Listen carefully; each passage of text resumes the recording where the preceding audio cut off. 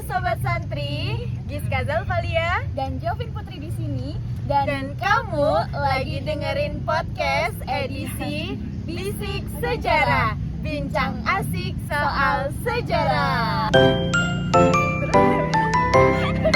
Hari ini kita kedatangan tamu yang sangat spesial dan istimewa banget nih teman-teman, dari mahasiswi berprestasi Universitas Islam Indonesia. Kita tepuk tangan dulu. Selamat datang teman-teman. Gimana nih kabarnya? Alhamdulillah kita baik ya. Kalau kalian Insya gimana Allah. kabarnya? Alhamdulillah, kayak yang kalian lihat dong, kita baik ya. Insya Allah. Nah, tahu nggak sih Vin, ngundang mereka ini susah banget Oh nih. iya ya. Mereka ini sepertinya sibuk banget. Waduh, gimana Iya. nih? Yang satunya nih sibuk apa ini? sibuk laprak Sibuk ya. laprak. Waduh. Nah, yang satu yang lagi. satunya sibuk organisasi. Masya Allah. Emang keren. Emang pada keren-keren nih bintang tamu kita pada sesi kali ini. Nah, tapi sebelumnya kalau temen-temen nih kayaknya Belum pada kenal nggak sih sama Ya, mereka? benar. Gimana kalau kita Gimana kenalan kalau dulu? kita kenalan? Oke, mulai dari mana ya? Dari Gimana? sini aja deh, yang Aku deket dulu nih. dulu nih. Ya, halo semuanya. Aku Raudatul Jannah. Aku dari program studi farmasi international program. Oke. wah, keren banget international program nih. Ya, Terus selanjutnya. sampingnya Halo semuanya, kenalin nama aku Fatima Azhara, aku dari program studi psikologi. boleh tahu asalnya dari mana sih? Iya. Aku dari Minang dong, aku asli. Masya Allah, Allah. jauh-jauh dari Padang Uni ya. Ya. Padang. Kalau Fatimah Aku dari Aceh. Jauh Aceh. lagi. Keren banget ya, Anak-anak jauh banget. Sumatera nih keren-keren Sumatera. banget ya. Masya Allah. Kita nih Jawa Pra itu. Jawa dong. Teman-teman, di sini kita bakal bahas edisi apa sih? Edisi Apa ya? Tadi kan katanya bincang sejarah ya? Iya, di sini Bincang di sejarah. sesi kali ini kita akan bahas tentang edisi yang sangat spesial, yaitu kelahiran dan juga wafatnya Nabi Muhammad Sallallahu Alaihi Wasallam. Sallallahu alaihi wasallam. Oke, jadi yang namanya kelahiran itu pasti kan kita nantikan ya. Insya Allah. Apalagi kelahiran baginda Nabi kita. Iya, betul Iya. sekali. Jadi banget. kita narasumber kita mungkin bisa Bisa sharing ya pengetahuannya tentang Gimana sih kelahiran Nabi Muhammad itu, dan katanya juga alam pun sampai menyambut Nabi Muhammad Shallallahu Alaihi Wasallam. Benar. Nah tuh kan kita kan belum pernah dengar ya gimana Iya. sih alam raya itu menyambut Nabi Muhammad. Kita langsung aja. langsung aja kita Jawab. tanya. Nah, Nabi Muhammad itu kabar kelahirannya. Jadi belum lahir ya ini, belum ada bapak sama ibunya, belum ketemu. Tapi itu kabarnya sudah dicantumkan di dalam kitab-kitab sebelumnya.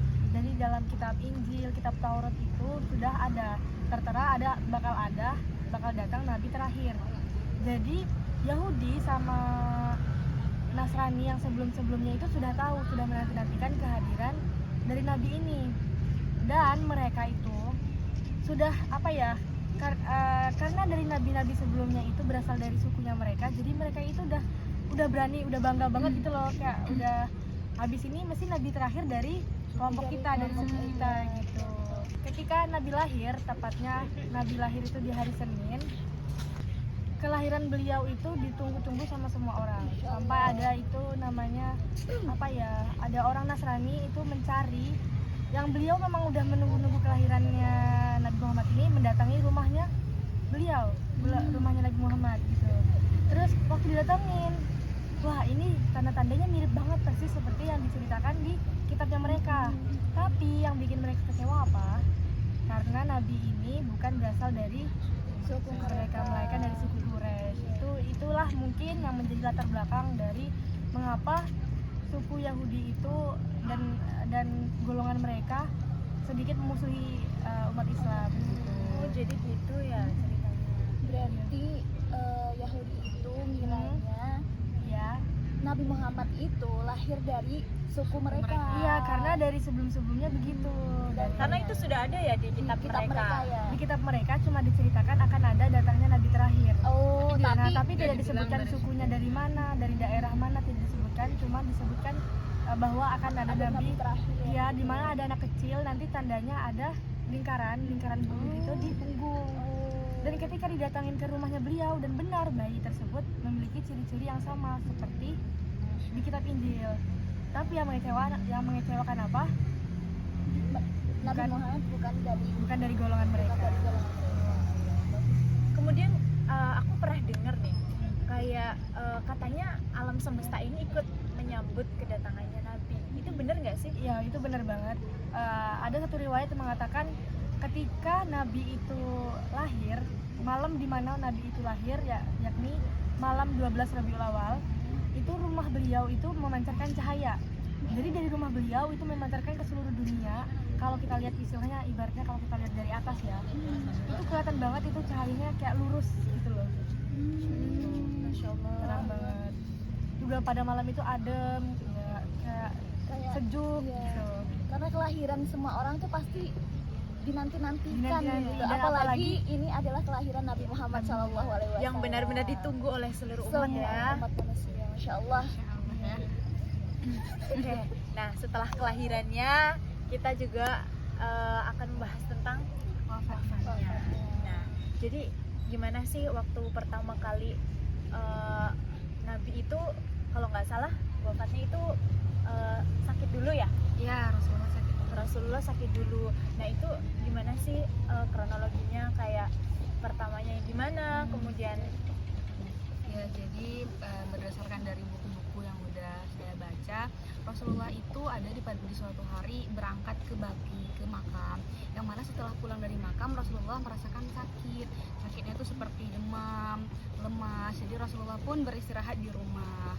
Nah, ketika Rasulullah beristirahat ini, Rasulullah sampai tidak sanggup lagi untuk melaksanakan sholat berjamaah. Jadi Rasulullah memberikan perintah kepada Abu Bakar untuk menggantikan Rasulullah menjadi imam di masjid.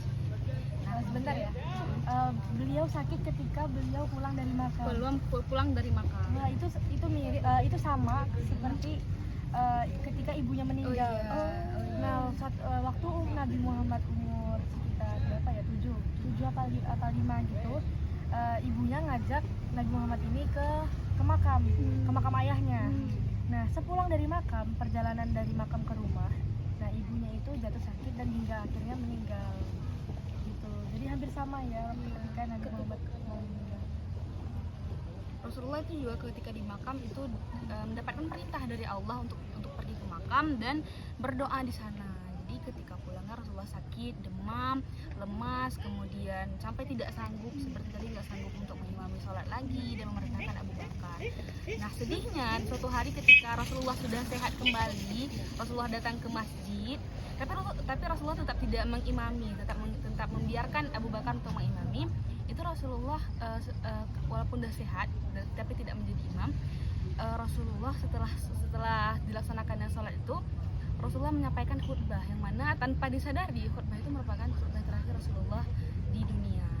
Tapi Abu Bakar menyadari hal tersebut berdasarkan dari khutbah yang disampaikan Rasulullah, yang mana khutbah itu berbunyi bahwasanya seseorang ditanyakan yang mana yang dia pilih antara untuk berada di sisi Tuhannya atau tak berada di dunia. Tapi Rasulullah dan seseorang itu memilih untuk terus berada di sisi Tuhannya. Maka Abu Bakar ketika mendengar itu menangis. Tetapi para sahabat yang lainnya kan kebingungan ya, mereka nggak tahu kenapa Abu Bakar menangis.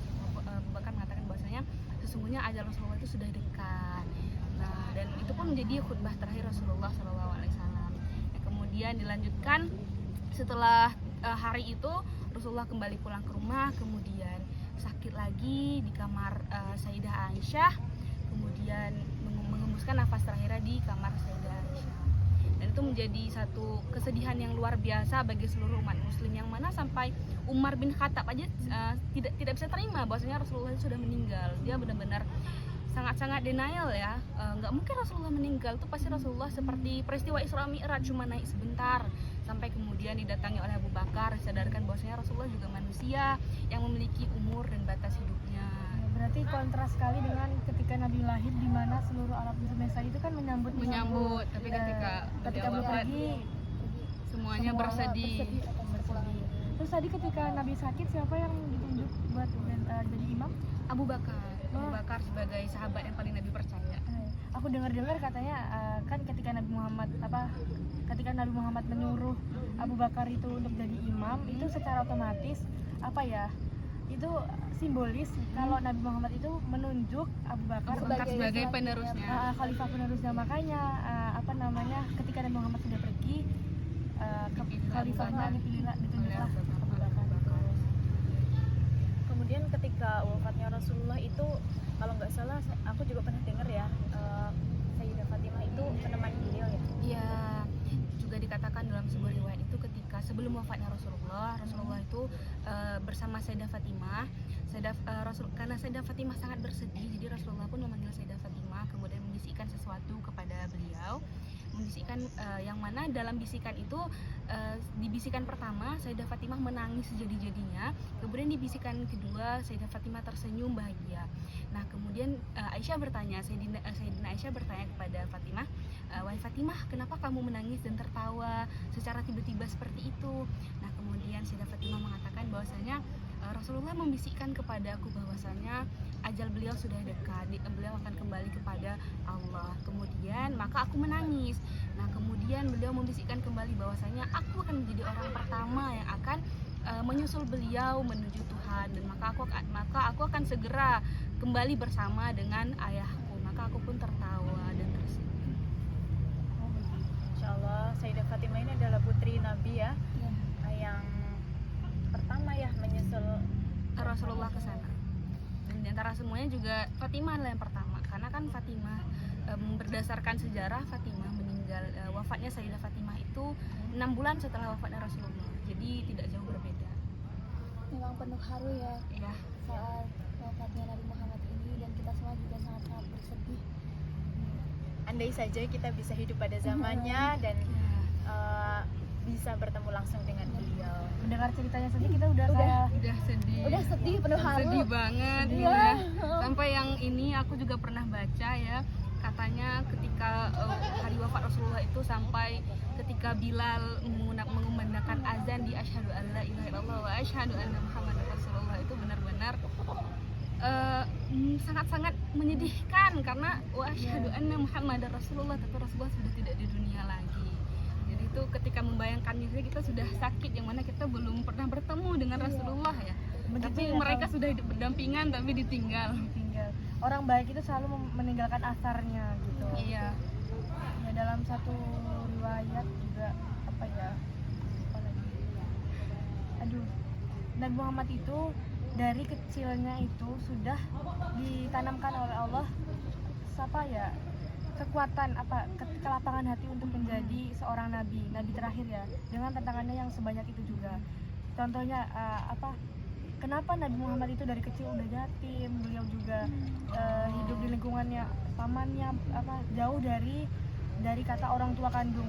Maka ayahnya meninggal dari lahir, ya, dari beliau sebelum lahir juga ibunya meninggal di umur beliau yang katanya itu tujuannya apa, biar Allah itu pengen Nabi Muhammad ini nanti terlatih untuk menjadi lebih kuat gitu, terlatih tanpa ketergantungan dengan seorang apapun, siapapun gitu. Jadi ketika beliau jadi nabi dengan tantangan yang sebesar itu, beliau sudah terlatih gitu loh, sudah merasakannya sekian persen sebelum diangkat menjadi nabi.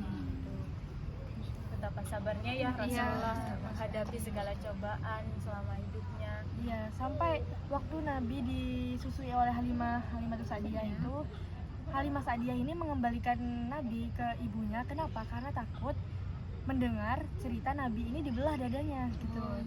Nabi kan waktu kecil itu, waktu lagi main-main, tiba-tiba dipanggil sama malaikat, itu dibelah dadanya buat apa? Itu perintah Allah untuk mensucikan hatinya Nabi. Jadi dari kecil aja itu hatinya udah disucikan gitu loh. Orang semulia beliau, makanya dari kata-katanya beliau dan perkataannya, dari perbuatan beliau itu jauh dari kata-kata, dari hal Yang kurang kecil yang buruk gitu. jauh sekali. Bahkan mungkin ya tidak pernah ya. Tidak pernah. Insya Allah. Begitu mulianya ya Rasulullah, begitu juga kita pasti membutuhkan syafaatnya di yaumil akhir kelak nanti. Boleh nggak sih sebelum kita tutup, sebelum kita akhiri podcast kita kirimkan sedikit salawat untuk Rasulullah SAW. Semoga kita semua mendapatkan syafaatnya. Salatullah salamullah ala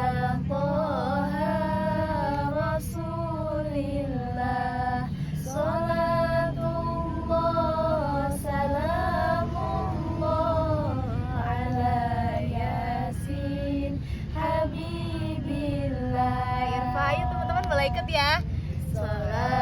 Salatullah salamullah ala Toha Rasulillah. Salatullah salamullah ala Yasin Habibillah. Alhamdulillah. Semoga nanti kita di akhir bisa mendapatkan syafaat dari Nabi Muhammad. Amin. Jangan lupa teman-teman, dan buat kita semua, ayo kita meneladani apa sifat-sifat beliau yang baik. Masya Allah. Terima kasih pada narasumber-narasumber yang hebat kita yang udah bersedia untuk mengisi episode kita. Berbagi ilmu ya tentunya. Masya Allah. Ya Allah, ini Semoga insightful banget. bermanfaat untuk kita semua. Benar-benar banget. Ini jadi menurut aku ini pengetahuan banget sih, dan buat aku ini menjadi hal yang baru yang Ya. sebelumnya aku belum tahu. Ya, betul banget, betul banget. Terima kasih banyak. Makasih banyak ya udah hadir. Ya, terima kasih udah Juga diundang. Ya. Ya. Besok lagi kalau mau diskusi bincang-bincang boleh. Boleh boleh. dicatat dulu ya tanggalnya ya. Boleh kita undang lagi nih. Keren banget Mas. Atur jadwal aja. Iya, ini soalnya sibuk-sibuk ya dari kemarin ya. Jadi kita harus tahu jadwal mereka. Kita bisa bertemu lagi mungkin di UTS di UTS ke depan. Iya, oke. Puas dong. Oke teman-teman, Terima sampai kasih. jumpa lagi ya di edisi selanjutnya. Wassalamualaikum warahmatullahi wabarakatuh.